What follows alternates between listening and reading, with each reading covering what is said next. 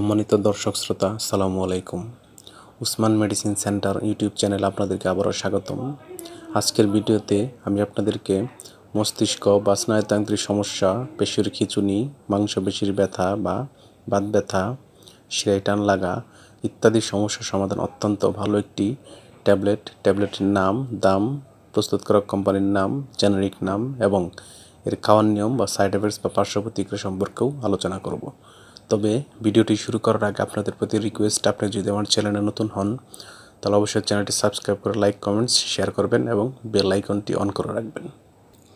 বন্ধুগণ, স্নায়ুতান্ত্রিক সমস্যা বা মস্তিষ্কের সমস্যা, পেশির খিঁচুনি, মাংসপেশির ব্যথা, বাত ব্যথা, শিরায় টান লাগা ইত্যাদি সমস্যার সমাধানে ডাক্তারগণ অনেক সময় ব্যথার ওষুধ লিখে থাকেন।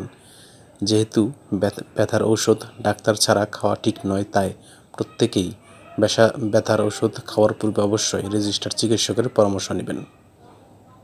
রেজিস্টার্ড চিকিৎসকগণ এইসব ব্যথার জন্য বা এইসব সমস্যার সমাধানের জন্য যে ট্যাবলেটটি তাদের প্রেসক্রিপশনে লিখে থাকেন তার নাম হলো স্ক্লেস ট্যাবলেট।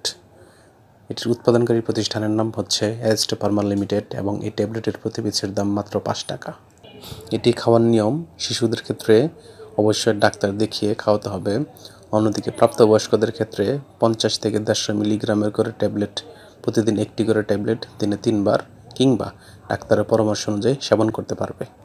এটি খাওয়ার পর পেশির দুর্বলতা, মাথা ব্যথা, বমি বমি ভাব বা বমি, চুলকানি কিংবা ফুসকুড়ি ইত্যাদি পার্শ্ব প্রতিক্রিয়া দেখা দিতে পারে। গর্ভাবস্থা এবং স্তন্যদানকালীন সময় এটি খাওয়া নিষেধ বা খাওয়া যাবে না।